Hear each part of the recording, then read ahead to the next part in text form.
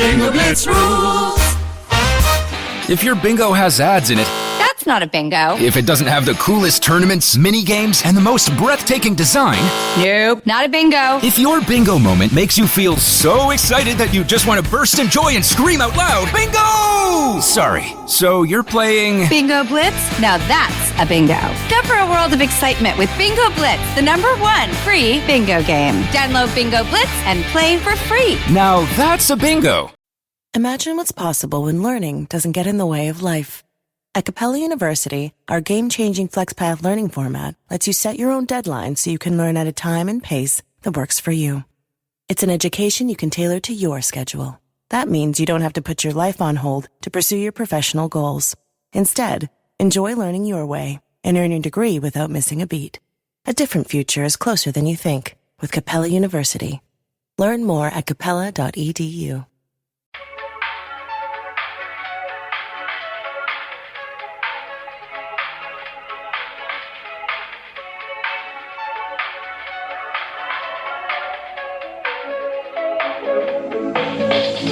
Oh my God. You scared me. I love doing that to mods. Like he then likes to do it to me and while I'm driving. And I'm like, that is chaotic and potentially deadly. Why would you do that? I want everyone to know that Melissa's doing her makeup while we record this podcast. Yep. You can't see because there's no camera. And worst lighting ever. Yeah.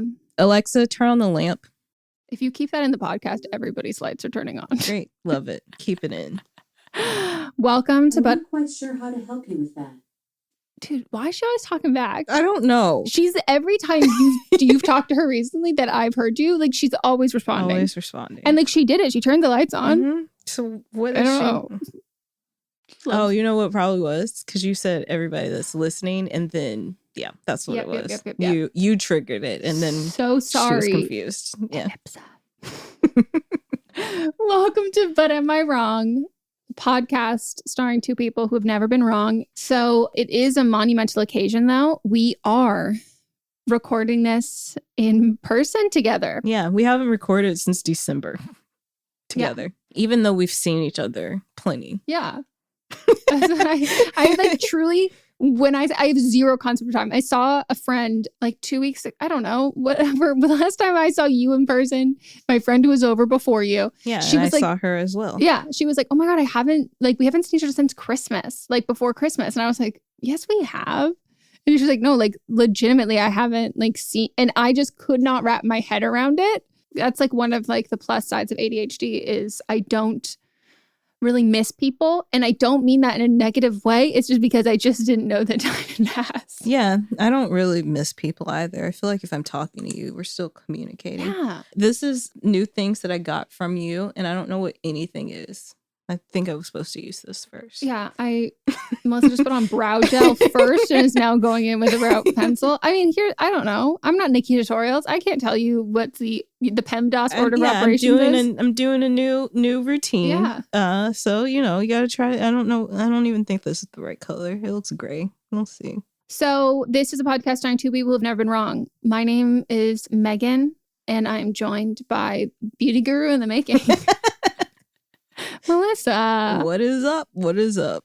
So on this podcast, we go through our lives and we go through your lives and then people's lives who have not been, who have not asked to subject themselves to this podcast. And we just tell you if you're wrong. Mm-hmm. It's pretty simple. It is pretty simple. And it is also a wonderfully fun concept that I think a lot of people have started to also very much enjoy, which we love to see that. But it is great that now we get all these DMs of people who are like, oh my gosh, wrong of the week. This is the wrong of the week. Mm-hmm. Like, this is the wrong of the week. So we love it. And yeah, what's new with you? Did I do anything this weekend? No, this was the weekend. Both of us felt like shit. Yeah, both unwell, died. I just woke up on Saturday. Actually, it started Friday. I was recording another podcast. The other podcast is just between us, and I usually come in at the end and give a rating of the show. Mm-hmm. And I felt so nauseous and queasy that I couldn't even do it. Like, it was terrible. And then I had to do an audiobook, which was I finished it up because we were far along. So I finished it up pretty quick. But I just like crashed after that. And then I woke up on Saturday around 2, 3. I woke up and I just felt like I'd been run through, and not in a good way. No. So I broke my back and it was me. It was not an enjoyable experience. Yeah, it was not enjoyable at all. So that was my Saturday. And then Sunday, I was fighting a racist on Reddit all day. And so that just took me out. And then I also had to still, because Friday and Saturdays are usually Thursday and Fridays are when I usually review edits for the shows.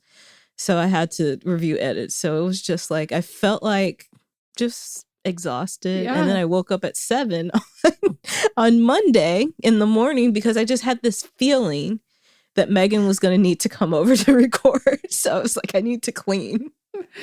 So I got up and cleaned. So that's the earliest I've ever like heard of you being awake. Yeah, unless I've stayed up all night. Like that's like you waking up and being like, gotta start my day. Like that is just like not, that is not your timeline. I'm trying to become my timeline because there's only one reason. So you know that social club I told you that I joined? Yes.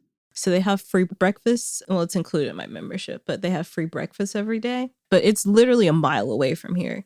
So I need to wake up so I can go get my breakfast. Dude, that love I've paid breakfast. for. Me too. Like breakfast food is like just elite and superior. Yeah. In the hotels where they have like free breakfast, I will change my entire sleep schedule just so I can have the free food. Wait, you know what you can always do? You can also like just walk over there, get your food, eat, or maybe not eat. Go back to sleep.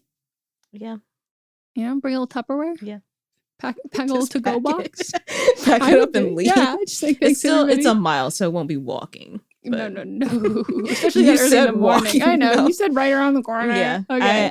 It's an LA corner. If I had a bike, maybe. If I had a electric scooter, definitely. Definitely. I love a scooter. Because, I mean, there's bike thingies. Not the paths, but the thing that's on the street. The lane. Yeah, the bike lane. So I could just zip on down there and be there in 5 minutes. That would be nice. I haven't ridden a bike in so long. I wonder if it is true that it's like just like riding a bike. I'm scared for you to ride a bike. As clumsy as you are, I am terrified for you to ride a bike. Yeah. I bruise like a peach. Speaking of, my whole legs are just covered more than normal. Yeah. And like my wrists, my arms, like everything is covered in bruises because I moved this past weekend. As we're recording this, you know, this is going to be like a week plus out that I've moved. But we had such parallel experiences on Saturday, which I love when this happens. Not that I want anyone else to suffer with me, but like Saturday, you were like, I'll come over, see the place, well, all of that. And I forgot that when I also started dying on Friday night. And then I got your text message at 3:00 and I was like, oh shit. And you were like, saw your story. I also feel like shit. And I was like, you know, I don't want you to also feel bad, but now I feel like I did not fuck up and flake on like texting you to come over and all of that. But also, it's no, I wouldn't. Yeah, I'm not friends with people who like hold me accountable for that shit. I'm like, no, you can hold me accountable for a lot, but like, I love hanging out with you, but like also we could talk. Yeah. Here's the thing. I can text someone and FaceTime someone and it hits the same. Yep. It hits completely the same. Like I enjoy it. It's great. I find hanging out with people needs to be like convenient. And if it's not convenient, I'm not going to have fun. Like if I have to stress out like to plan or to like get somewhere or whatever, like I will not have a good time. It doesn't like make up for that, which is a hard city to live in for LA because everything takes time. Yep. But yeah, so I moved this past weekend and I don't regret moving. I'm so happy about our house. We're like so privileged and so lucky. And I don't want to say that like, oh, it's like hard. Like we deserved this, like bunch of hard work because it's those things are pretty much irrelevant when it comes to housing. So we are really privileged and we're really lucky. But moving, regardless of how excited you are about where you're going, even if you got a promotion, you're moving to a new city or whatever, moving in itself is like a bitch and a half. So I am not good at taking care of myself, which is why we will need to have a dog before we can have a baby. Because I think I am better at taking care of other people than I am like with taking care of myself. But I done fucked up. Maybe the vlog that I've recorded for my moving vlog will actually be up by the time that this is out. Who knows? Check my channel. But Google me. Google me. But I topped off my horrible Friday, like exhaustion, didn't eat, didn't drink, didn't like take care of myself at all, didn't sit down, didn't take breaks. Like my legs were so swollen. I looked like I was like 8 months pregnant. Like I couldn't really walk. And then in my desperation, because I hadn't eaten anything since that morning and it was 2 a.m., I Googled safe gluten-free fast food French fries. And I don't know why I do this, because all of the last times I've like eaten food that's been contaminated with gluten has always been this instance. But like every time I'm just like desperate and I think it'll be okay. And Wendy's fries did me dirty. And here's the thing. Maybe the website lied to me and said that they do different fryers. Maybe the person who was like, or like maybe whatever it was. Also, they're franchises, so it could be one does it and someone else doesn't. Or even just like the employees who are doing it, just kind of like being lax with it, especially that late at night, because it was like 2 a.m. And then I spent the entire rest of the night until 7 a.m. just barfing my absolute brains out. So I then was tapped out from moving on Saturday. Mats had to take over, as he should. I mean, you'll hear about that in my But Am I Wrong? Okay. So it was like as if moving couldn't be hard enough. My body was like, ayo. Your body was like, you're doing too much. We're about to break down. And I predicted it. Like I knew it. Like I had posted an Instagram story a couple days before being like, I'm predicting like the biggest crash after this. Like I just like, no, I haven't been taking care of myself.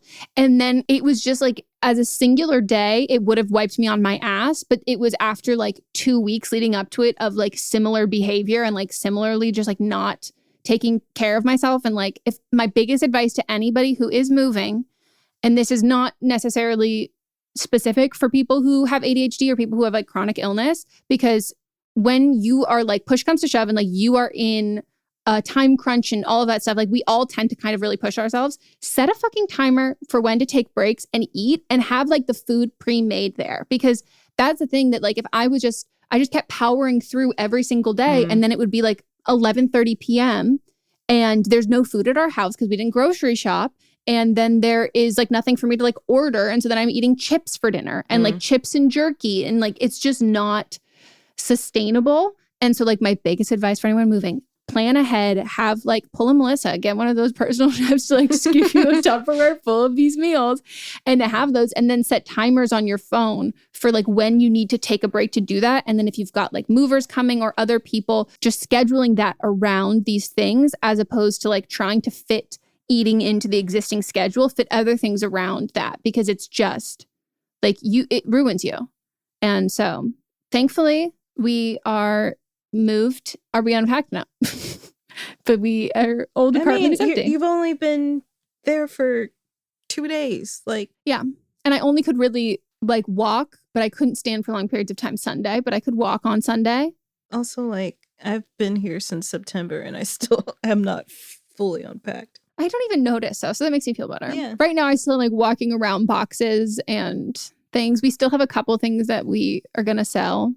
So if anyone is interested, shoot me a DM. I think we're going to eventually be selling the dining room table and our dining room chairs. Does it fit though? Yeah, because Melisa, the heiress to a furniture fortune, she came in there and goes, there's a leaf in this table. Let's take this fucker out. There's 2. And then it was just like, calling the shots, like flip that switch, do this. And the whole time I'm going, whoa, whoa. And then it made it so much smaller. And so we're selling that. We're eventually going to be selling our bed, which is like huge. It's like a king bed frame. It's very pretty. It's just too big for the room. Like, I might take it. I know. I was thinking about that. Between you and Cammie, I feel like I could just like start a group chat. I was actually thinking of switching office and bedroom.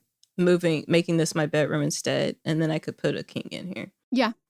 But yeah, and then also I think our nightstands in there too, which are all very nice. It's just that our house is smaller than our apartment was, and also not like height ceiling wise, but because like our bedroom at our apartment was like so huge that it was like unproportionately huge. And I don't mean this as like, oh my God, it was just like an awkwardly large space that I wish it was It sounds dumb to say I wish it was smaller, but like I do, because like what the fuck do you put in a bed? Like I just need a fucking bed. Like, it was just a lot of like dead, empty space that we had to fill. And so then we also got like a big ass bed to make up for it. So gonna be selling all of those things. And you're gonna get a queen? No, we're gonna keep the king. We're just gonna do a lower profile bed and one that isn't as wide around it. Mm-hmm. And I think I'm gonna do smaller nightstands as well. As a podcast network, our first priority has always been audio and the stories we're able to share with you. But at Realm, we also sell some pretty cool merch, and organizing that was made both possible and easy with Shopify. When you think about successful businesses like Aloe or Allbirds or Skims, an often overlooked secret is the business behind the business that makes selling and, for shoppers, buying simple. For millions of businesses, that business is Shopify. That's because nobody does selling better than Shopify. It's the home of the #1 checkout on the planet.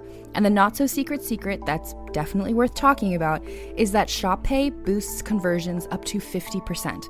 That's more happy customers and way more sales going. If you're hoping to grow your business, your commerce platform better be ready to sell wherever your customers are scrolling or strolling, on the web, in your store, in their feed, and everywhere in between. Businesses that sell more, sell on Shopify. Upgrade your business and get the same checkout we use with Shopify. Sign up for your $1 per month trial period at shopify.com/realm, all lowercase. Go to shopify.com/realm to upgrade your selling today. Shopify.com/realm.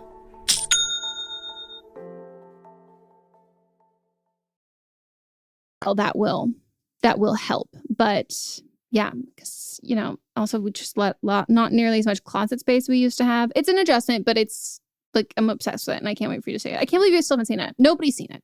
I have one friend who's seen it. You act like you've been there for months. It's been a few days. And also we were both fucked off our asses on Saturday. We were both like supremely unwell. Yeah. That was so bad. Like, I can't remember the last time I felt that bad. Yeah. I felt worse than I did when I like actively was like in the early days of COVID.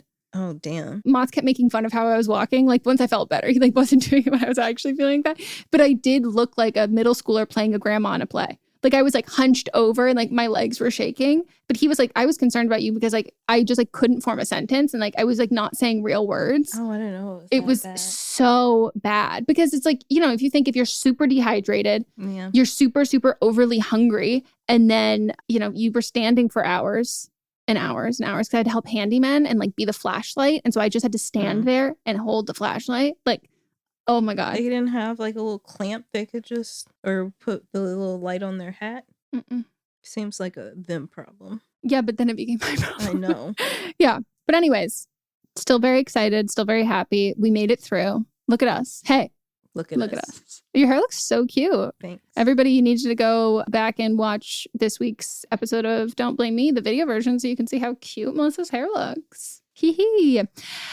Well, shall we get into reading the results of last week, which I guess we should give you a little preamble if you're new here. We are obviously going to go through who we think is wrong in every segment of our show, but we don't want to just hear from us. We want to hear from all of you. So then we upload onto our Instagram polls for you to vote on for who you think was wrong in every segment. And they went up very late this last week, but everybody was very kind and understanding. They're usually up Friday, but before Monday. Yeah. So just keep checking back. And we always put them in a highlight so you can see all of them. And shall we read the results? All right. My first one is singing should be banned on airplanes. 4% said that I was wrong and 96% said I was not wrong. Someone responded and was like, I get what she's saying, but like, I don't think it should be like illegal. And I was like, who said anything about it? I saw that as well. Like, we're not making like a federal mandate. Right. Like, I'm going to go to the whoever controls the airline stuff. I'm going to go to them and be like, I have a very strong stance on this. No, like, I think that already, though, standing in aisles is illegal. Yeah. So, like, I think that aspect of it. But I mean, I know you weren't saying to, like, it shouldn't be a crime, but I personally do think it should be a crime. I think it should be a crime punishable by me throwing tomatoes. Tomato. Okay, then we have me versus the allergens listed on menu. 1% said I was wrong and 99% said that I am not wrong. And I got a lot of messages from people in other places who are like, this is so baffling that America's so behind on this. And one person specifically had said that their mom is like working towards trying to pass legislation for this because her daughter, who responded, has a lot of like very deadly allergies. And I was like, go mom, on her team. So the first one was writer number 1 that her stepmom had sent her an email that had a book in it. And the stepmom got mad that she didn't respond to the email when the writer was going to respond in person. And 4% said the writer is wrong. And then 96% said the stepmom is wrong. Checks out to me. Makes sense. Then we have writer number 2 versus setting boundaries with a house guest. 1% said the writer's wrong, and everybody who said that, I think all 4 of them messaged and said, oops, maybe. That was an accidental vote. 40% said husband is wrong, 59% said house guest is wrong, and overwhelmingly everybody wishes I included husband and house guest are wrong. To be fair, though, I do think the husband is more wrong in this situation because the husband, that's the relationship. Yep. You know? Yep. Agree. All right, then writer number 3 versus Jess, who is mad that writer likes Jess's friend Katie more. 3% said the writer is wrong, 96% said Jess is wrong, 1% said Katie's wrong. I can only ever see this as like new girl. It's Jess. I Like know. I'm just picturing. I should have done the picture of her. Then we have writer number 4 versus her boyfriend and boyfriend's mom who won't help her going through a financial hardship. 4% said the writer is wrong. 12% said the boyfriend is wrong. 2% said boyfriend's mom is wrong. And 82% said boyfriend and mom are wrong. It seems like most people had the similar belief as ours, where it was like, I agree with what Melissa said in the sense that like, this is, you fucked up in this like relationship. And like, it's hard to ask for grace in like a financial rent relationship, but they shouldn't have done it. Yeah. All right. Then we've got wrong of the week.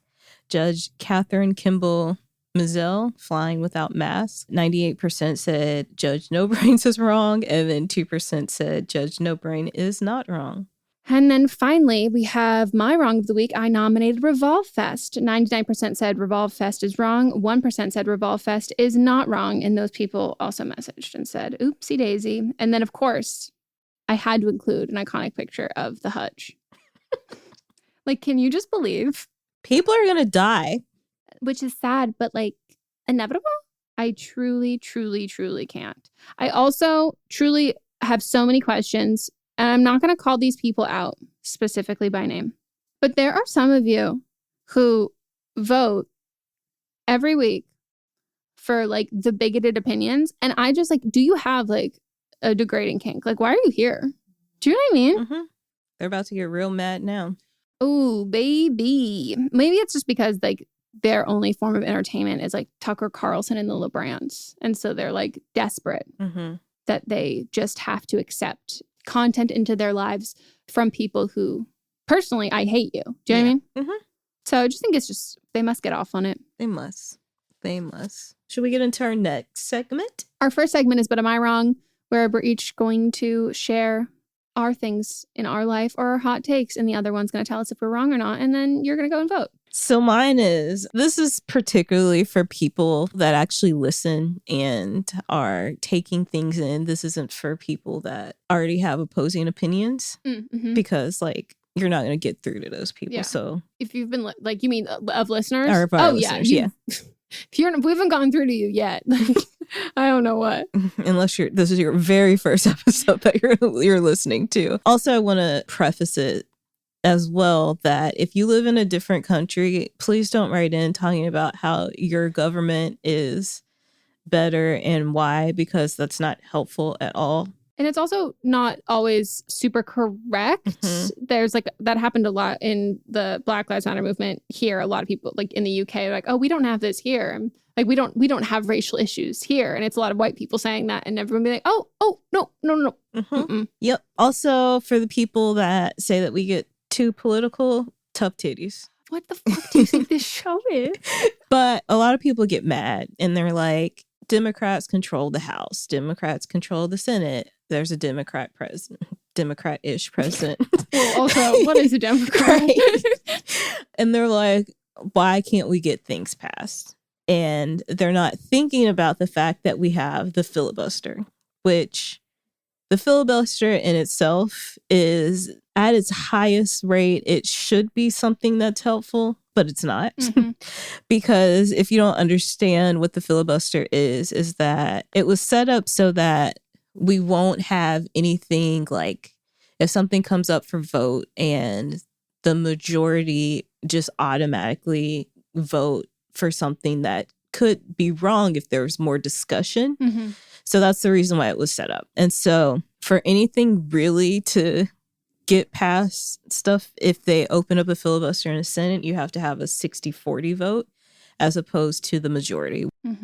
So in order for us to, move forward and get policies made, we need to get rid of the filibuster because it doesn't help. I mean, a lot of things, even going back to, I think one of the most famous filibusters was Strom Thurmond back when civil rights they were trying to pass laws and it didn't pass for so long because of the filibuster. And then people argue, like a lot of things with that Trump was trying to get passed because Democrats were filibustering it didn't go through. But like if we have the right people there to begin with because of other laws that need to be put in place for voting and things, then it wouldn't be an issue.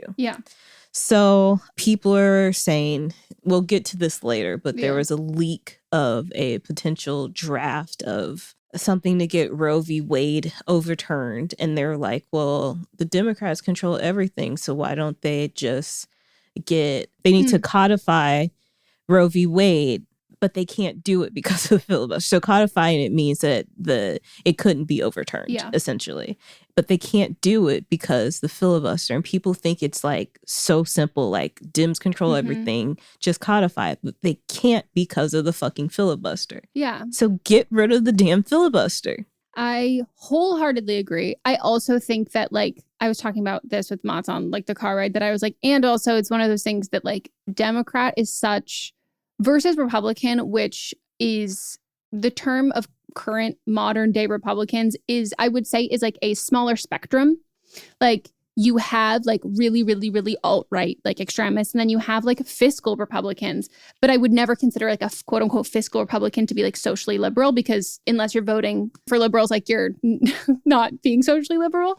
But for like Democrats, like there is like a wider range. And that's also the part that like is also scary and frustrating, that like, you do hope that everybody is going to vote for what the party as a whole currently is really advocating for and wanting. But like when we have such this broad range of kind of like middle ground, like politicians. And to be honest, there's a couple Democrats that are in there that are definitely Republicans. And so like that's the part that is also so hard, that like, sure, we have it quote unquote stacked with Democrats, but like, I mean, I don't want it stacked with Republicans, but like it's not a comforting thought that like, and a lot of them are also still like old white men. Like, and that's the part that's like so frustrating. But yeah, I've seen so much of the same discourse online, and I was like looking up about it because I was like, I mean, I also just think that like, we've talked about this before, that like, I personally, I would love to be wrong, but I don't see a lot of change happening if like we have even a leftist old white guy. Like, I just think that like by nature of it, it's just not going to do too much change. That like if we got rid of the filibuster, we would then be able to actually create laws and like things that would pass, that then if and when Republicans came back into the majority, we would then be fighting for things and arguing things similar to the liberal and conservative parties in other countries. Because that's like the big difference, is like, I don't think a lot of people like know in the rest of the world how their political parties, yes, they have liberal, yes, they have conservative, but like not everywhere is as like stark difference in like fighting over like civil rights as we are here.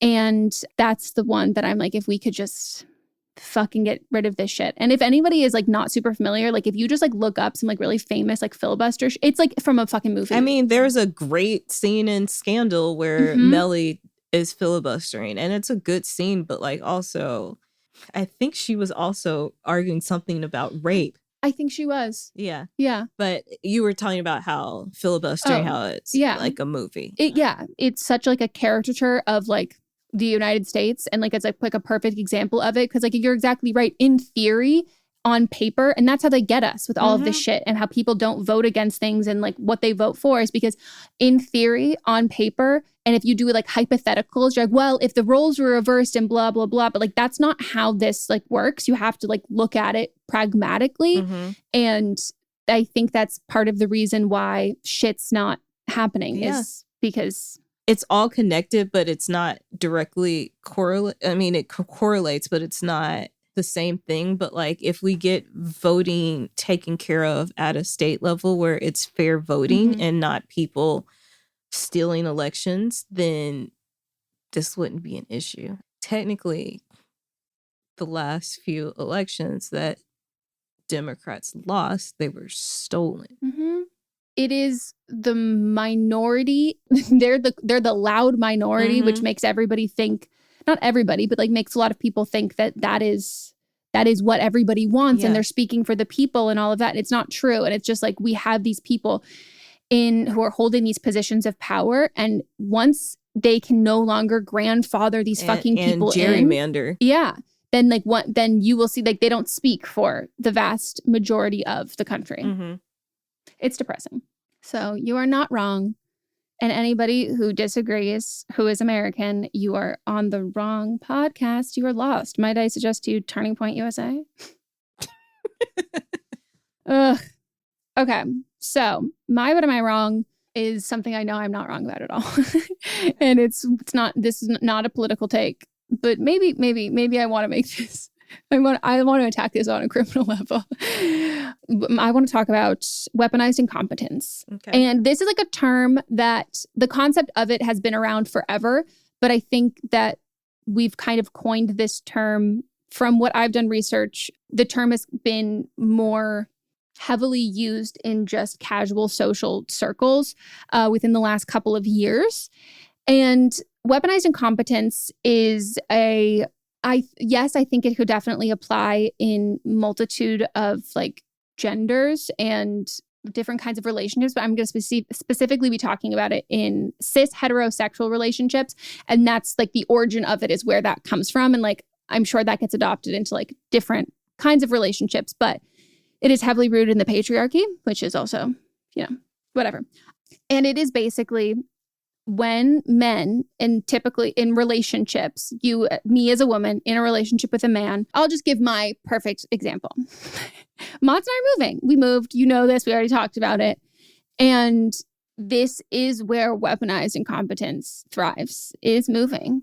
And this man turned to me and said, I asked him, I was like, okay, go pack this box. And he looked at me and he said, I don't know how to do that. I was like, what the fuck do you mean you don't know how to pack a box? He goes, I don't know how to pack a box. Like, I guess I can just like put all of the dishes like loose in like this box.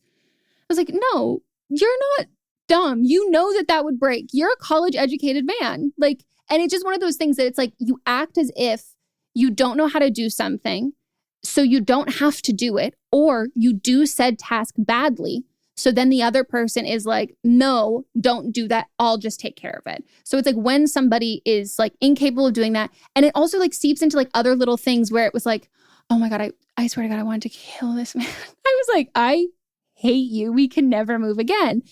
It would be like, so like, what should I do? And I'm like, I'm busy. Figure out something to do. And he's like, well, I don't know what to do. I'm like, look around. You live here. Like, you know how to pack stuff. Like, this isn't like camp or like a vacation where you're just packing your own suitcase and then you're good to fucking go. Like, do something, be proactive about it. I don't need to like give you a to-do list on how to do this. Like, you are a full-grown adult.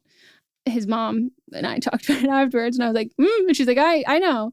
It is just so infuriating. And I like just was lecturing him the entire weekend because it's just so insulting. Like, if we're not going to have equal rights, why am I smarter than you are?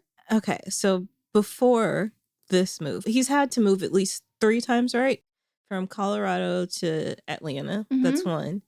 Then Atlanta to LA. And then in LA, I don't know where he lived in LA, but I know he was living somewhere before he lived with you. He never had to pack a box? Okay, I'm gonna go on a limb, and I'm gonna assume that when he moved to college, his mother packed for him. I'm gonna assume when he moved out of college, his mother packed for him. And I'm going to assume that potentially when he first moved to LA, he moved in with his brother.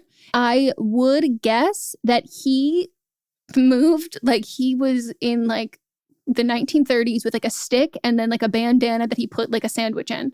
But even in college, there's no way he stayed in the same place for 4 years. No, I think that he just threw shit away or he brought everything because there's no in between. Okay. We'll say that. He's never bought anything and then had to unpack a box and doesn't know what the reverse of that would be. What I discovered while we were, do you know how many packages I discovered that I gave him to return while we were moving that were just like in the back of his car or hidden in the garage that he just forgot to return? Like he can't even. But even that's already done. But I'm just saying he's never ordered anything and then had to unpack anything that had glass in and had to unpack it. That's the thing though, but like he has. And that's the weaponized incompetence part where I'm just like, it's just pure laziness. Like it's just like you're just saying you can't do it. And you know how to do this. Like you have logic. You have like, you have your driver's license. Like you have like all of these up.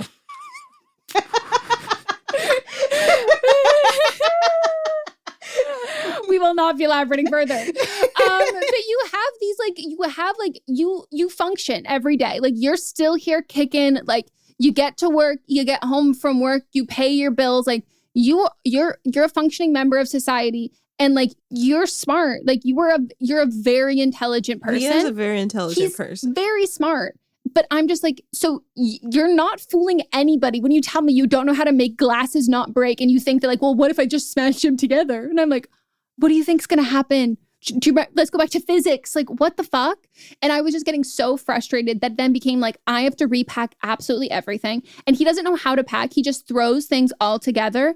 And I was asking him, I was like, oh, are you packing? He's like, yeah, I packed all this. And I go, you're just moving individual items from one room to the other. That's not packing. There was one box at your house that I was packing that he was just putting things in, and I took it out and then repacked it because everything in that box would have broken. Yep.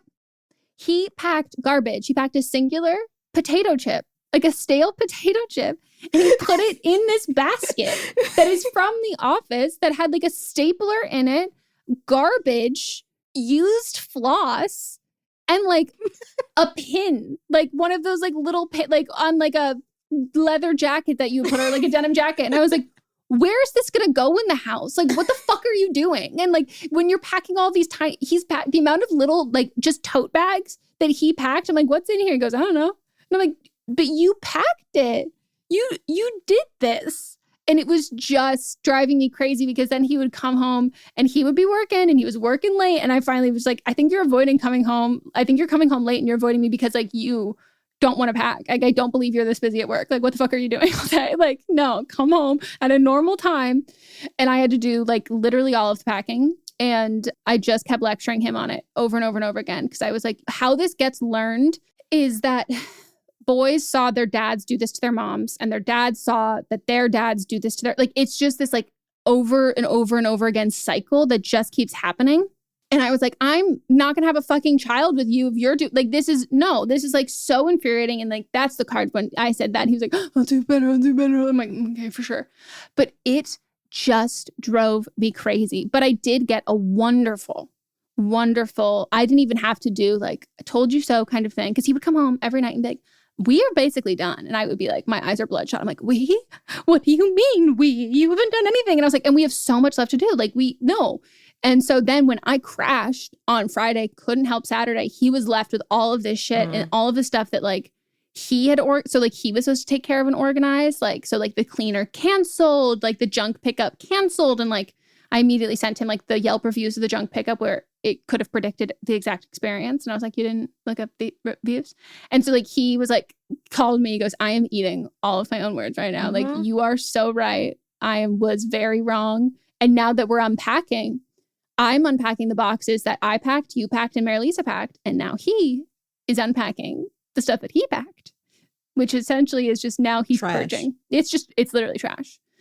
So I'm not wrong. I'm making the firm stance. I am not wrong. Weaponized incompetence is the worst. And it's so hard because it's a lose-lose as like women in this situation, because it's like, I don't want this to be, it rears its head in moments where you don't have the time or the bandwidth or the energy to make it a teaching moment, like have it be a lesson. Because I'm like, I'm not going to have me breaking all of our dishes, like having all of our dishes be broken, be like, well, it was a learning experience. Like, you're in your fucking 30s, my dude. Like, no. And so that's the part that I think that like we inherently then end up enabling them, because like that's when it happens. So my advice to everybody is pack the stuff that you care about. If you're moving or whatever, do all the stuff that you care about, and then leave the things that you could like really do without. And then that can be the teaching moment if you want it to be. And then call it out whenever you see it. Like, you're like, this is weaponized incompetence. Like, I'm going to send you an article on this, and this is happening, and this is happening, and this is happening. Because like in the moment, they should be embarrassed. Yeah. Men should be always. What's up, everyone? It's Noah Daniels. Hey, y'all, I'm JJ. Hey, guys, it's Kat. And we're your hosts of the Real Hauntings podcast, where we bring on guests who share their first-hand encounter ghost stories and supernatural experiences. Now on to the trailer. I've been warned to not tell this story, but I think because of the way it ends, it's okay to tell this story, because some people say that with certain entities, to like speak of them or talk about them or in any way like portray them as powerful will attract them to other people. The creepiest thing about it to me is a lot of times it would wait for me to notice it. Like, it would just lay its arm out like this, and then I'd be like, where is it? Where is it? And then I'd see it, and then it would just slither back. For more information on the Real Hauntings, Real Ghost Stories podcast, make sure you check out real.fm to learn more about our podcast and many other amazing podcasts. Could stand to be more embarrassed. Wow. And the thing is that I don't think I would believe you if I hadn't seen it for myself. Yeah. Because he seems very capable. Even when you told me the first time, I was confused. I know. It's because he is capable. And then he gets in those moments and he goes, I'm a baby. And I'm just like, shut the fuck up. You know how to do this. Like, you read like 5 books a day. Like, you're like legitimately like incredibly smart. Like, you're not this dumb. Stop pretending to be this dumb. And I kept being, I was like, this is not attractive. And I think it's just like some weird Freud shit too, where it's like men who like then want women to kind of like subconsciously mommy them in that. And like the bet, like just telling your partner, like, this is like really not attractive. Like, this is like actually like super unattractive and like really gross to me. And like, I'm not attracted to you in this moment. And that is, I also find helpful, but it is just infuriating. And I've decided that when I move again, I am moving with lesbians, because every lesbian in my DMs was responding to me with exactly how they would have broken down the plan and like the day outlines of how all this would have gone. And I would be like, fuck. They were like, I move every year and I like have a great time moving. They did a lot of them brought up the stereotype, and they were you like, guys what? Can't see, but I was making like nodding. I would never put that on anyone, but a lot of lesbians in my DMs were claiming the U-Haul stereotype. The third date. Because they were like, why do you think we would be doing this if it wasn't a good time? Straight couples can't even go to IKEA. And I was like, you're not wrong. And it was just like, they were just calling all the shots, telling me exactly what I should have done. And I'm like, do any of you like sell a guidebook? I'm like, how to move like a lesbian? I mean, but also I told you to get a TaskRabbit. Yeah, I know. And that's the other part that I'm just like, if he had been, and I think he hopefully will have learned his lesson, because he was, oh my God, I didn't even mention this part. He was fucking terrified of me all week, because I am like not a yeller, but I get this like kind of like quiet, just like concise preschool like teacher way of talking. And like he shrunk like 7 inches. Like he was a short king, and like for like a week straight, like he was terrified of me. He was like, okay, yeah, I'm sorry, whatever you want me to do. And I was like, so what happens when you pack a fucking lone ass singular potato chip in a box? Oh. Disgusting. He also packed like lint balls of lint from like the dryer. What? So he should have just had a trash can, because all he was packing was trash. He was just like, where are things? Let me put the things into the other things. And then those things I will move over there. So that's happening now. But I told him, I was like, so where's my check as your personal mover? Cash me a check. I told him, I was like, have you heard of a push present? And he was like, no, what's that? I was like, it's something that husbands get their wives when they push out a baby. Where is my moving present? Because I pushed out a whole ass fucking move for you. Yeah. Well, they say stress, buying a house and then separately moving are two of the most stressful things. So, and I like him again now. Yeah. You know, but it was just you were going through it. Oh my God. Okay. All well, right. Shall we get into But Are You Wrong? We should. So this is a segment where you all submit things that are happening in your life, quandaries, life things, and we'll tell you if you were wrong in the situation or not. So if you want to submit them, keep them under 300 words and send them to butamiwrongpod@gmail.com.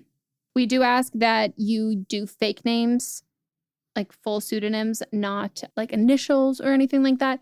And if you want to include pronouns, then please do so. And please include ages, regardless. Did you say keep it under 300 words? Yeah. Okay. Well, just to reiterate, keep it under 300 words. You guys have been doing good. Mm-hmm. Hi, Meghan and Melisa. I love the podcast and have never had a situation to send in until now. I am 17 and a high school senior, she, her. Everyone has the same age and pronouns. Kate is having an open invite birthday party. She personally told close friends that they could spend the night. I plan on not spending the night for many reasons, bringing a +1, work in the morning, etc. I tell her that I am coming but not staying overnight. Fast forward, a friend, Riley, mentions that she can't go home after the party. Riley was not invited to sleep at Kate's. I tell Riley if she really needed somewhere to stay, she could leave with me and sleep at my house. I say this as a kind gesture and last resort. She says okay, but then proceeds to tell other friends that if they needed somewhere to stay, they could stay at my house, which I never said or made any indication of. Kate calls me numerous times and texts me claiming it is an emergency. She talks to me in a very condescending tone, asking why I would plan a slumber party after her birthday party. I explained to her everything above. I told one person they could stay as a last result. She insinuates that I am lying and that I was the one who told all the other people they could stay when that just never happened, as I didn't know anything about that. She said she would have to confirm my version with Riley's, but never talked to Riley directly about the situation. Kate knows the truth now, but still thinks I am wrong for even offering Riley to stay with me. Am I wrong? No, you were just trying to be nice and help someone out. And then they took advantage of the situation. Now it seems like you're throwing a dual birthday party or the dual party that never existed. And you actually you have shit to do the next day. Yeah. So you weren't trying to throw anything. Kate just sounds like insecure about the, you know what I mean? Yeah. But if I did hear I have a friend was throwing a party and then they were having an after party that was competing with mine, I would be mad about it. But you're obviously one of her close friends since you were invited to stay. So yeah. She's coming to you to talk about it, but I guess word just got around. Yeah, I think that is kind of always hard when it comes to these parties where it's oh, I'm gonna, which that always would happen growing up where it'd be oh, but then these people are sleeping over or whatever. But I do think that is she only upset because you were invited? And if Riley was having a sleepover with someone else who was also going to the party but who wasn't invited to sleep over, would she have been mad? You know what I mean? Right. So I don't think you're wrong at all for also sometimes in those situations, it kind of feels like that's what Riley was looking for, was to get an invite for that and a problem solve. But I don't. Also, why can't Riley go home? Yeah, maybe you can't if you're staying out that late, then it's parents are you have to sleep out if you're going to stay out this late. That's true. But yeah, weird. I don't think you're wrong at all. Me I think either.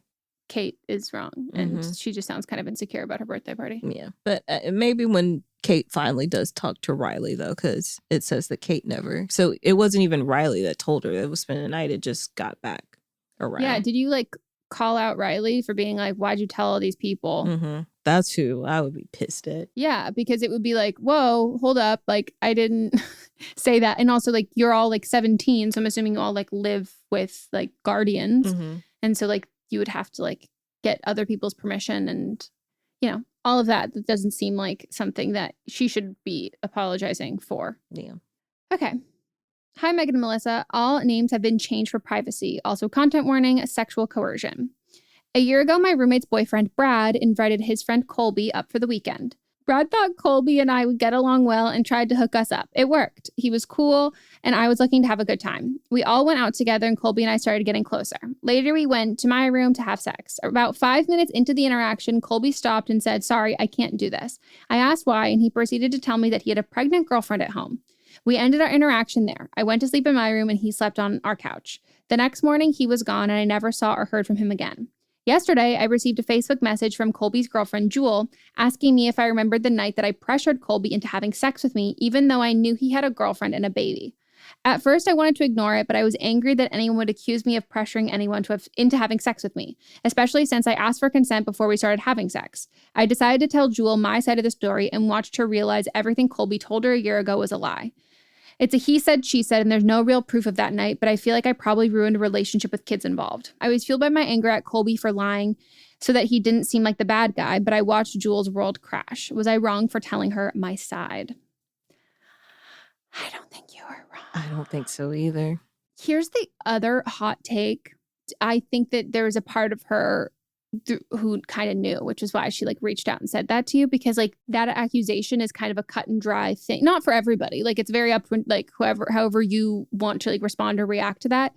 But to then find you on Facebook and like reach out to you and all of that, like it does seem like she was hoping for a response. And the only response you're going to get from that, you're either not going to get any response, and you don't send a message not anticipating or wanting a response. It would be you arguing said claims. Yeah, I think the true villain of the story is Brad, because why would Brad invite Colby even there to hook up? Like the whole point of Brad, he wanted y'all to hook up. Yeah, what the fuck, Brad? Brad must hate Jewel. Yeah. But also, like, then on top of that, Colby was the one that was making advances towards you. You're not the wrong person in this situation at all. And how did it even come up with Jewel? Because something had to have. Oh, with Colby and. Yeah. I mean, I wonder if he was kind of one of those people who like to get ahead of a deceit, he creates a lie that is like a version of the truth. Like some people do that, where instead of just like hiding things, they're like, they offer the information, but they repackage it.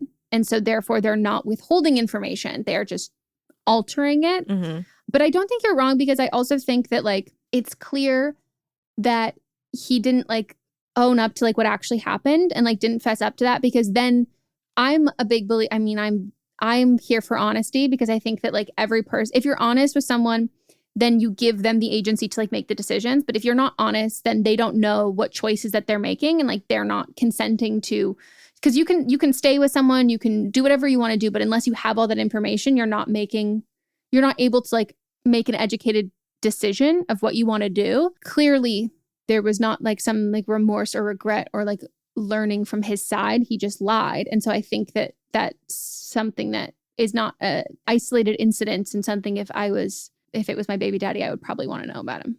Also, did y'all even 5 minutes in? So you just actually start 5 minutes. Yeah, inside. Yeah, into the interaction.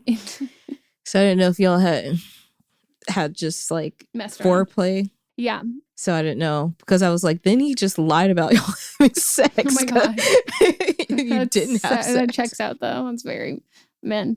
Oh no, here's the key part that I just realized. You did this interaction with Colby was a year ago. Jewel messaged you today, like yesterday. So a year later after this interaction happened. So like, yeah, something happened that she couldn't outright ask you. Do you know what I mean? Like, I think it was, she caught him doing something. If you haven't spoken to him since, it's not like she caught you and him texting.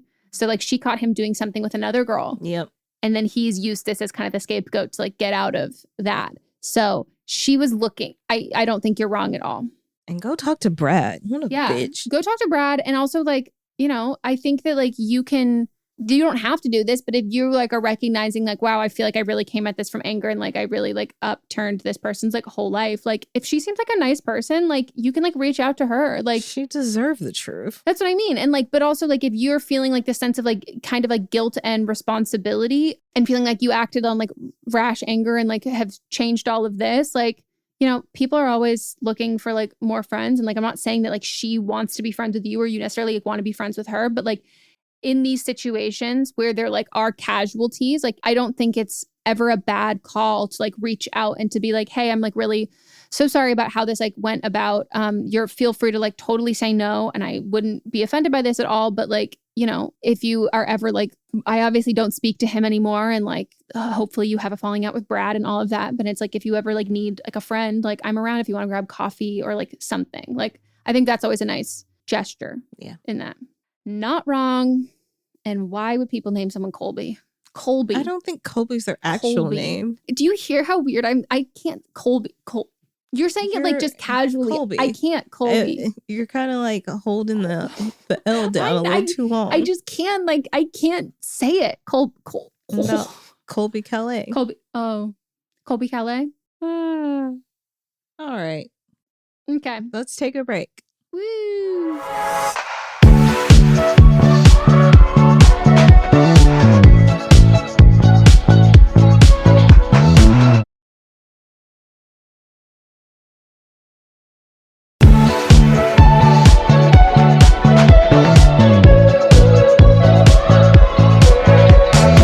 Okay, we're back. And you're up. I'm 22, she, her, and my housemate is 20, she, her. I had to do laundry and meal prep before my parents visited from 1.5 hours away. But there are sheets sitting in the wash when I go to put things in. Already slightly annoyed because I wanted to finish before my parents arrive, but oh well, that's just struggle of housemates. I wait a few to see if someone was going to start it while I organize the food. After 5 minutes, I text the group and chat to get a feel. I sent, "Is someone about to do laundry?" She responded, "Sorry, yes, I'll start it soon." I separately asked her to text when the washer is open since I need to wash my clothes today. I can hear her chatting away with this guy she's been with for over a day while I start cooking. 20 minutes later, I text her again asking if I could start my own if she is not going to. At this point, my stuff would almost be done if her thing were just sitting there, but now will not be done before my parents. She responded saying, "Sure, sorry, I have a friend over." So I take her sheets out. I touch a huge wet spot, then the little smiley face upside down. I heard her moaning with this guy earlier. I had to touch her sweaty, cum-covered sheets. She couldn't stop her conversation for literally 2 minutes to turn on her load or move her stuff. I am really annoyed. I am overreacting because I think she's not friendly and immature. Plus, I've already heard her having sex too many times. Or am I justified or am I wrong for being so annoyed at this situation? Ew. If I touched some cum-covered sheets, I would be so disgusted. But I also wouldn't reach into a dirty laundry. I have IBS. What if she shit the bed? Right. There's so many things. Like, you should never touch somebody's dirty laundry. No. I don't think you're wrong, but I think that there were other ways you could have gone about this with saying, hey, explain the situation. My parents are going to be here soon. I would like to do my laundry. Can you please do your laundry? Maybe if you had explained that this was like something urgent, then that would have put some urgency into her. And I don't know if you said your housemate, so I'm guessing this is a house and you don't have to like pay for laundry, saying, hey, can I just go ahead and start the load so that I can start the load. There's like double loads in the washing machine because of the cum load. But can I start the load so that I can get my stuff done? Yeah, because here's the thing. I think that like if I put myself in the other, like the roommate's position, you texted me once saying it's someone doing laundry. And then I said, yes, sorry, I'll start it soon.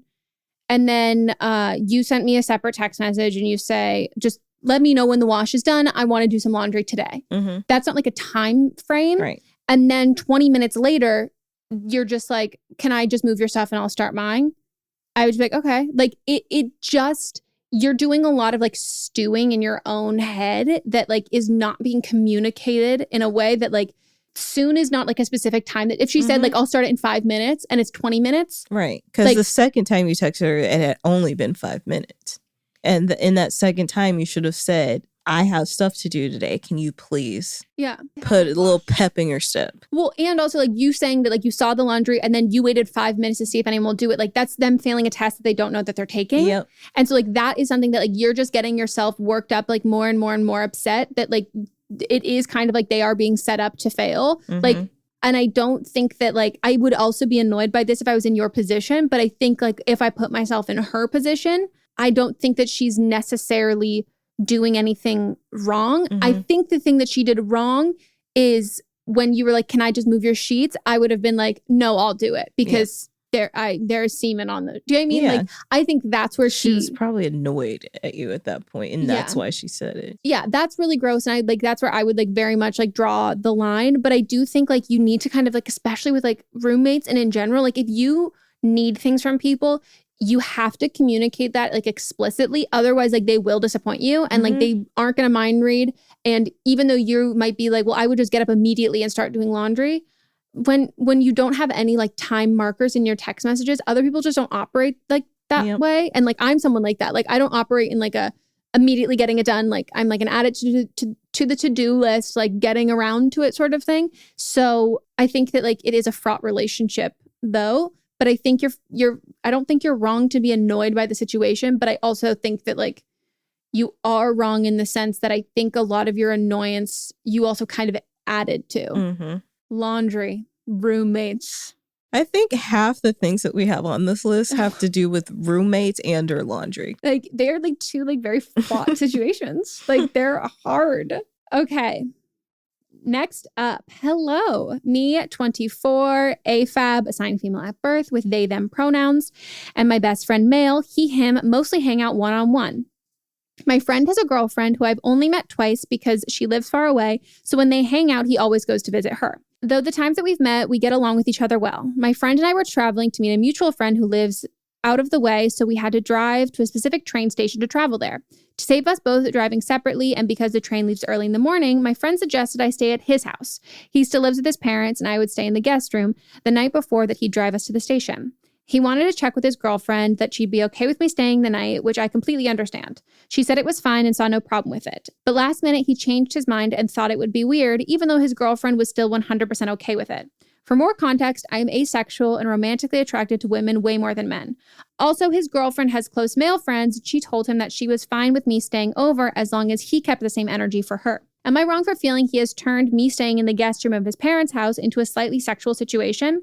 If his girlfriend wasn't comfortable with it, I'd 100% understand, but she was fine with it.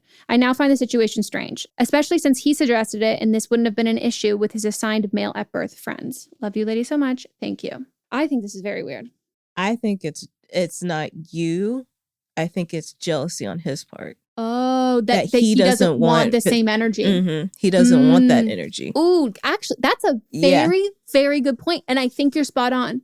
Because that makes actually like complete and total sense. That I think that you are kind of just being cast in this light, which I think like also, I don't know if it feels like this for you that like, I'm not, I mean, obviously everyone who's asexual is, everyone's preferences and like experiences are different. But me as an outsider reading him turning this situation kind of sexual feels, again, I could be out, but it feels kind of disrespectful, like to like, you know what I mean? I think the writer is misunderstanding what's happening though. I don't think it's sexual and I don't think he thinks it's sexual. He just doesn't want the girlfriend to have her guy friend stay over. But I think in saying that, it's because he then perceives his girlfriend staying at these guys' house, he then perceives that in a sexual nature.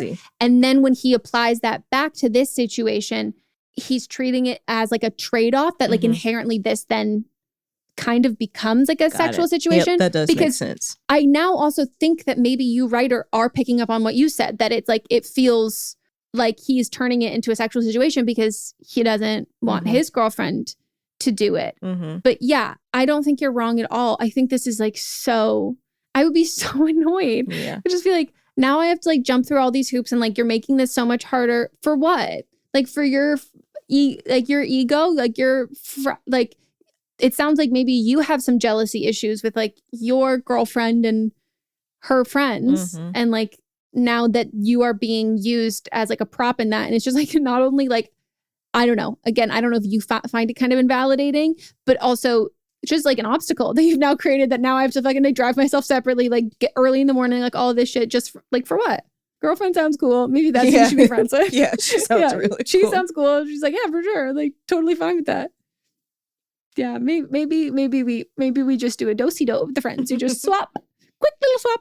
But is it cool on the girlfriend's part if the writer is, since the writer is AFAB, because then that's also, the girlfriend is also flipping the binary.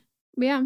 No, that's a good point. That is a good point. It does feel pretty like sexualized and gendered as a whole, that like feeling kind of like a prop in that, I can't imagine would feel validating or like feel good at all. So yeah, no, you're right. I think this is just like, goodbye, everybody. Yeah. Not wrong. Okay.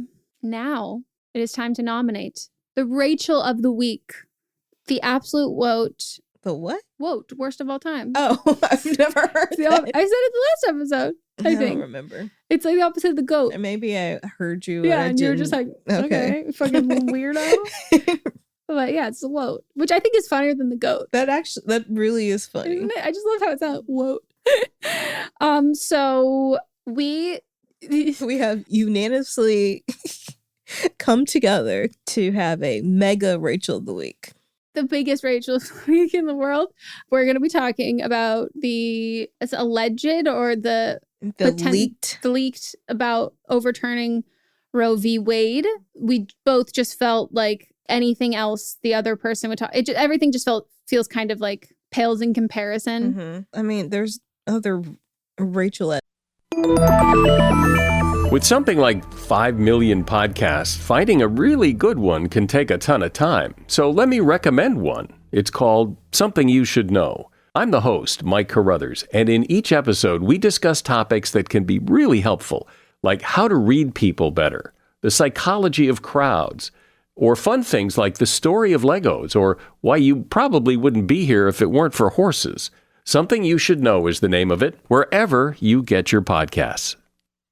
Of the week, but this one, when it's of the week, it's got to be the biggest one, and has been, no one is on the same playing field currently as this. Similarly to the disclaimer that Melissa gave at the beginning of yours about people who are not in the United States kind of chiming in with this, I just want to say that, like, whether you're in our Facebook group, you're in the comments or everything like that, like, please just know that us as Americans are aware that other places have better healthcare and have like better things here. It's not like a brand new information for us to know that, and just know in kind of explaining or just pointing out how it's not like that in your country. It has all of these like amazing things. You don't know who is reading that, who might be currently like scheduled to have an abortion and like is struggling to figure out if they are going to be able to like get time off of work, or things that are not even necessarily related to these leaked documents, but things that are related to like abortions as a whole, or someone who has recently had an abortion. And that information out there for like what other countries, the laws that they have, that is accessible for us. And that is something that if anyone wants to get that information, they can seek that out. But I do want to make sure that we're not humble bragging that these other countries don't have these horrific instances here, because it's just not comforting for people, the same way that like I don't want to talk about in general, like about being like, well, we're in California, so like we're like, it's not really going to affect us, like we're in a blue state, like, well, that kind of thing is just like that's not helpful. No, like, and people know and like it's selfish, actually. Yeah, it's not, it's making it about like, oh, this isn't, let me make this thing that's not about me, I'm gonna tell you it's not about me, so then I'm gonna make this about me. And it's just unnecessary. So that's the precursor. Where do you even start? So we're recording this the day after the leak was discovered. May 3rd is today. Yes, today's May 3rd. Everything came out about this last night, May 2nd. So there's a draft of the Supreme Court, a document showing that they're working on overturning Roe versus Wade. And right now, there's a lot of finger pointing, like the GOP wants to fire whoever breached it, but national hero, maybe. I know. I was talking about this with Mott's that I was like, part of me, like, you know, we always say like Veep really just mirrors this. And Amy on Veep, like abortion was like one of like her big platforms that she was like very passionate about.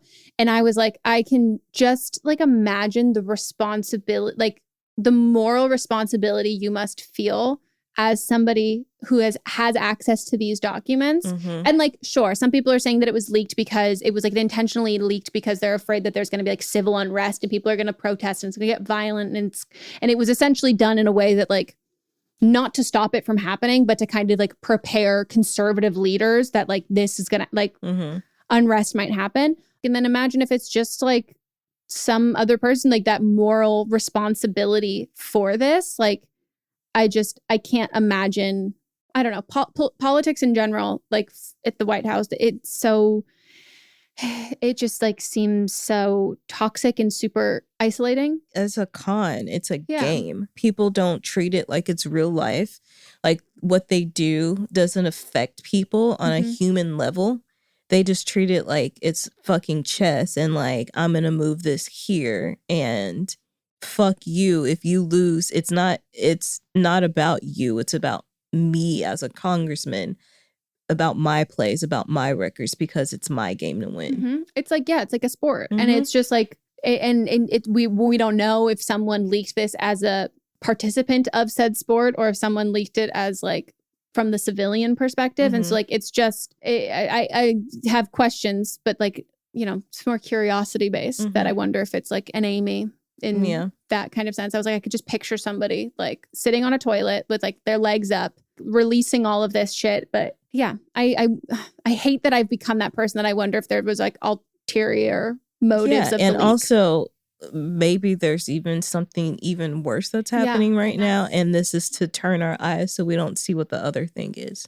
Yeah, that's like, I'm here for political leaks. Like, I think they should happen because sadly, that's the only way that like a lot of this information gets out there. But it is hard when you don't trust any part of your, like a lot of your government because it is, politics are like you said, they're like a game of one-ing up by all these people. Okay. So I'm going to read this little bit from the Washington Post. So most Americans say the Supreme Court should actually uphold Roe.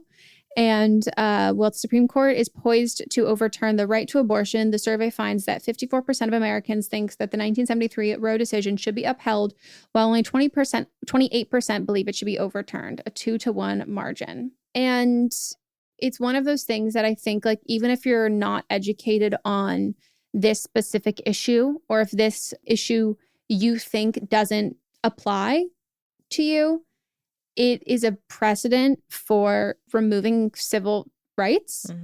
And I saw this tweet from Steve S. Kenson on Twitter. Requiring civil rights to be deeply rooted in history is a great way to say, if you didn't always have civil rights, then you should never have them. Yeah. It's just like, statistically, like, we know that outlawing abortion doesn't stop abortions. It stops safe abortions. There are at-home pills that people, like abortion pills that people can take, but then once we have this regulation, once we start here, it becomes that very quickly any safe access is going to be the issue. And then we have the responsibility lying on doctors that if they then aid patients for abortions. And like someone even had mentioned that if they make it murder, then even emailing a doctor who provides abortions or asking about abortions is like premeditated. I don't know. It's like, it's surreal, even though every single abortion activist that I follow over the last year has been saying like, prepare for this. It's not a matter of if, it's a matter of when. And like, it feels like there's so many people like on the ground doing so much like work to uphold this. And it just feels like we're one of those like mice running on those like little ball things waiting for the cheese, and the cheese, like the goal is not attainable because of the fucking government. You know, that it's like all of this work. I'm not saying that it's like done for nothing and it should stop. And like, I think that like it should without a doubt happen. But like, we have, similar to the filibuster, we have these political things in place that make it almost impossible to get shit done. Right. Nearly 1 in 4 women in the U.S. are expected to get an abortion at some point in their life, according to a 2017 study. And this is from an NPR article, Roe, Wade overturned, what will happen next? If Roe v. Wade is struck down in a leaked draft memo that suggests it will have a major impact in states across the country that have already signaled the intention to restrict abortion. States where abortion would likely become illegal: Idaho, Wyoming, North Dakota, South Dakota, Wisconsin, Michigan, Montana, Kentucky, West Virginia, Tennessee, Arkansas, Utah, Arizona, Oklahoma, Louisiana, Mississippi, Alabama, Texas. Yep. 58% of U.S. women of reproductive age, or 40 million people, live in states that are hostile to abortion. The draft opinion about overturning Roe would not ban abortion nationwide, but instead allow states to drastically restrict or even ban abortion, which advocates for reproductive rights and could have seismic consequences for the country. More than 20 states have laws that could restrict or ban abortion. One type of statute called a trigger law is designed to take effect after a Supreme Court ruling. Some states also have pre-Roe abortion bans on the books that haven't been enforced. States that continue to allow abortion could see an influx of patients seeking care, and Planned Parenthood clinics in states near Texas reported a nearly 800% increase in abortion patients from Texas compared to the same period in the prior year. Them doing that is just like, it's one thing in a list of other things that they would go after. Same-sex marriage. Yeah, same-sex marriage, even on the basic level, also birth control, interracial marriage, probably, which half the justices are in interracial marriages. But like, those are other things. I mean, they mentioned that during the confirmation hearing. So like, what is wrong with these people? And they're also just like so supremely unintelligent. Like there was one senator who would like propose like including ectopic pregnancies in this, and then being like, the ectopic pregnancies will be removed from the fallopian tubes and then implanted into the uterus. And doctors are like, you can't do that. Like they're never viable. They have never once ever been viable, but they are deadly to the mother, like to the carrier, whoever is like the carrier of that. Like that is not a viable pregnancy. And so like the thing is that like all of these people who even have like stipulations when it comes to like, okay, I support abortion when it comes to like but these are the caveat, like, or these are the caveats. Like if it's, I don't think that people should get abortions, but if it's this thing, then I make an exception. If it's this thing, then I make an exception, all of that. I just wish those fucking people would pay attention to legislation, because that's not what's happening. You don't get to like pick and choose when it comes to body autonomy. And like, that's not what you are voting for. That's not how these things are working. Like when you are giving these states then can choose whatever the fuck they want. And so then it becomes like, I mean, I've had friends who have had miscarriages and had to be interrogated by like law enforcement, who would then come into the hospital to make sure, quote unquote, make sure that it was actually a miscarriage and it wasn't an intentional, like self-induced abortion. And that's so wildly traumatizing. And like, just because you think that you are never going to make the choice to like, you get pregnant and you are not going to actively make the choice to terminate your pregnancy, does not mean that losing a pregnancy doesn't fall into this scope. And that's what I don't think people are understanding, is that like nobody is safe. Nobody is safe. No one's safe.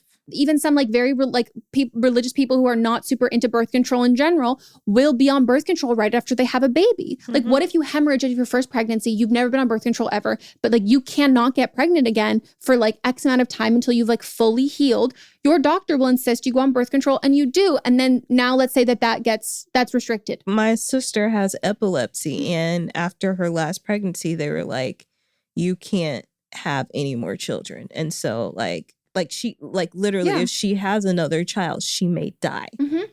And like people always want to like get on their high horse, be like, some people really shouldn't be parents, like something like, but you want to take away from people who the access, you want to judge people's parenting, you want to judge who's having kids, you want to say that some people shouldn't be parents, blah, blah, blah. But then we want to ensure that everybody is going to be a parent, whether you want to or not. You are going to carry a pregnancy, and like the United States has the highest maternal mortality rate. We also do not have universal health care. We do not have subsidized or government-assisted universal... They give money for people to have babies, essentially. Yeah, daycare, like all of this shit. Like we don't have aid in all of this. I truly believe that, like, obviously I'm not speaking to like, hopefully not more than like one or two of you like who listen to this podcast. But I think a lot of the people who consider themselves like anti-choice and like anti-abortion, I think a lot of those people, like, I don't think that you actually believe the legislation that is being proposed. Like, and I think that like when you feign ignorance to these situations, you're inciting and eliciting violence against people. If you're at this actually pro-life, meaning that you are for people living, then you should care about people that are living. Yeah, and the abortions aren't going to stop. They're not going to stop. It's just going to become deadly. Yep.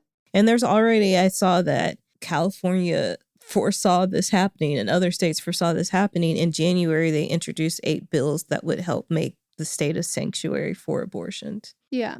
But that can only be accessible if you have the means to come to California or a state. Let's say you're in a state in the South that is like for example, Mississippi, or Louisiana. Like, there's no place near you. You can't just cross a border and have access to a sanctuary state. Like, this is pro-death. To be honest, that's what it is. Yeah. And like, as much as like I see those threads on Twitter, and like I would without a doubt open up my home to anybody who can come to California and can get an abortion. Like, stay with me, I'll drive you, do all that stuff. But like, this is not a solution. It's not. And it's because like, if you have wealth and access, there's always going to be an exception to this. And that's why these lawmakers, the fucking people that they knock, they're going to continue paying for abortions for other people. Like, and it's just like, you picture someone who's in a situation, and I don't like ever trying to kind of talk about abortion in the sense of this painting like one situation as more valid for an abortion than the other. So like when people talk about like, well, what if someone is it's like incest? What if it's rape and all of that? Like, because it does put certain abortions valued above others, which is like not like, if you want to get an abortion, get a fucking abortion. Like, that's like, there's no reason that is like better or worse. There's nothing that is more or less valid. But when we talk about accessibility, if you are in an abusive relationship, or this was done forcefully, this was not within a healthy relationship, you're under 16, you can't drive, you need parent permission to do all of these other things. Like, these restrictions that are being put up, where it is affecting the poorest states, the states with like the worst access to healthcare in general. And it's just making it like, it couldn't be more obvious that this is just pro-death. Yep. I will say though, a lot of abortion activists, again, like I said, have been preparing for this. And so I don't want to say that as like a positive kind of note, but I think for a lot of people who don't consume conversations in this space a lot, this felt like a very stark revelation and like this really like dark day. And I'm not disagreeing at all.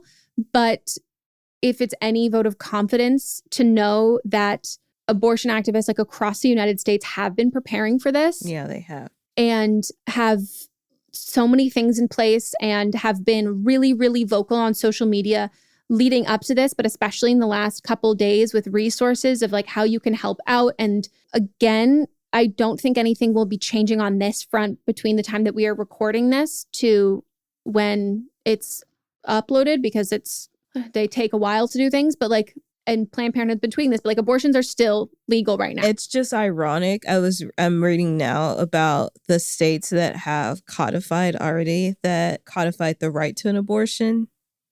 And included in that is the District of Columbia. Yeah. That's something I wish more people fucking knew. Like, everyone's like, these Republican senators being like, not even senators, but like these DC guys were like, I'm a man of Texas. Like, I'm here for my and I'm like, I'm sorry. No. Do you don't understand how progressive DC is? Mm-hmm. Like, do people, like, I don't know if people have statistically looked at how progressive DC is. Yeah. And regardless of who has the majority, DC is progressive because they're voting for what benefits them. Yep. I really just urge anybody who, if you have like stipulations when it comes to like what you think is valid reasons to have an abortion, and you consider yourself to be anti-choice, anti-abortion, and you are like rejoicing for this verdict, or if you have people in your life who are, I really can't stress enough how important it is to educate them on like what actually is happening. because it affects everybody, not just what people think that their concept of what an abortion is. Also, there's fewer abortions now than there were before Roe v. Wade. And you can look at places that have legalized abortion and the abortion rates have drastically gone down because like abortion is healthcare. And when you legalize abortion and you legalize that healthcare, in it, like what next happens is comprehensive birth control education, access to all of these other things. And then we start valuing people who carry babies and who have uteruses and reproductive organs. We start valuing them as individuals and we start focusing on their health and their education. And therefore, we are setting people up to be in situations where they have access to birth control so they can prevent pregnancies that they want. And then if they do want to carry through a pregnancy, they have the resources and the access to do so in a healthy manner and in a way that is not going to completely bleed them dry and be completely broke. It's just logic. And like, it's just so frustrating to see these like whataboutisms that have been overtaken. And that's like just not what's currently happening. And we've said this before, that like, I'm just like really, really, really, really upset at like the liberals and leftists and who chose not to vote in this election because they thought that that was sending a message to not participate. And we don't have an overwhelming majority. When people choose to not participate in like the small things that we can do, it feels really defeatist. And it like is really just super frustrating because I don't know, we have to uphold different parties to have like what their ideology is. And like, yes, I don't think that all Democrats are for abortion, but if they want to get elected for a next term, right now, this is like one of those big issues that they would have to uphold it. And if we had more, and it just like makes me, I don't know, it just like makes me upset. That being said, make sure you vote in your local elections, in the midterms, and help educate others on the importance of that. Mm-hmm. And I've been retweeting and I will continue. But if you scroll back to May 3rd, and we can probably include some in the show notes too, I've been retweeting a lot of these abortion activists have done these like very long threads that are specific state to state with how you can currently access abortions in your state. And also if you are out of state, how you can help. If you are in the state, how you can help. And that's been really helpful, especially people who are in blue states. I really, really, really urge you to help however you can. Mm-hmm. Ugh, makes me upset. Okay, so what's our good news of the week? I had a quote from someone. Hold on. Why is the audio not playing though? The sound was removed. Oh, wait. Speaking of audio that got removed, I literally went to fucking send you this TikTok and the audio was removed as I was like trying to send it to you. It was Lizzo doing an interview. Did you happen to catch it when the audio was there? I was about to play that video. That's the exact Yes. I tried to send that to you yesterday. Oh, it is so funny. Okay, how can we find it? Because it's actually like the best thing I've ever heard. I was like, we need to like change our intro music to be this. Like I was like, this is everything to me. God doesn't let people around me who not supposed to be around. And this is a bigger conversation than who am I touring with in general. Like my circle is tighter than my pussy. Do you know what I'm saying? And they're all, and it's just as good. So Please. Will you wake up, please? What? As she said, it's from the book of Lizzoations. I would buy that coffee table book. Yeah. Like just imagine just like hot pictures of her. Mm-hmm. And also, just quotes. Yeah. The only request I would have is I would actually enjoy it. I like a sexy photo shoot of her when she's, you know how she like eats burritos from the middle just to piss people off? Mm-hmm. That would be a good one. Yeah. And then the quote could be something about like trolling. Mm-hmm. I just like, yes. Mm-hmm. All of that. Like it was a religious experience for me. I can't believe that's literally we're both talking about the exact same video. Yes. That just shows how connected we are. We get sick together. It is true. Well, we hope you all enjoyed. If you want to leave a review for the podcast, we would so appreciate it. And as always, you can vote on Fridays, potentially. But, before Monday, we'll have the polls up. So make sure you follow our Instagram so you don't miss it. We always ask that you read all of them ahead of time. If you want to pause the episode now and just kind of write down your thoughts of who you think was wrong, so then you can save it for when the votes are up, do that and send us your emails for But Are You Wrong? And as always, we would love if you could nominate your own Rachel of the week. Or no, tell us the good news. This was a hard week. So comment on the latest Instagram post, the good news of your week. It doesn't have to be national news. It can just be personal. And if you see someone being a Rachel, if you see something, say something. And tag us, not you don't have to tag us and please don't tag me in Tucker Carlson's post. But if you want us to talk about something on this podcast, we love hearing from you. So send us a DM, tag us in it, or any of that. And we have a review. Is it bad? No, it's good. Okay. Other than the one that tells us that we need to fight more. But this one is from someone named Coles. We need more. I'm going to need Meghan and Melisa to create another podcast because I work 5 days a week and I only get to enjoy my work days twice a week. Hey, I think if everybody had the same sentiment, we would be forced to oblige. We've talked about starting another podcast. We talk about it here. I don't know. I don't remember. They all run together, but... Well, we've been toying with the idea of starting a podcast about television and movies and content related stuff. So if you want us to do that, we would probably do it on Patreon, or we'd test it on Patreon. Yeah. So we're not opposed to that. We just need the funds. Please. Please. Cash money funds. Okay. All right. Toodaloo. We'll circle back next week. But Am I Wrong is a production by me, Meghan Rinks. And me, Melisa DeMonts, plus Diamond Imprint Productions. Post-production by Coco Lorenz. And production assistance by Melanie D. Watson. Welcome to the small town of Chinook, where faith runs deep and secrets run deeper. In this new thriller, religion and crime collide when a gruesome murder rocks the isolated Montana community. Everyone is quick to point their fingers at a drug-addicted teenager, but local deputy Ruth Vogel isn't convinced. She suspects connections to a powerful religious group. Enter federal agent V.B. Laureau, who has been investigating a local church for possible criminal activity. The pair form an unlikely partnership to catch the killer, unearthing secrets that leave Ruth torn between her duty to the law, her religious convictions, and her very own family. But something more sinister than murder is afoot, and someone is watching Ruth. Chinook, starring Kelly Marie Tran and Sanaa Lathan. Listen to Chinook wherever you get your podcasts. Hi, this is Rob Benedict. And I am Richard Spate. We were both on a little show you might know called Supernatural. It had a pretty good run, 15 seasons, 327 episodes. And though we have seen, of course, every episode many times, we figured, hey, now that we're wrapped, let's watch it all again.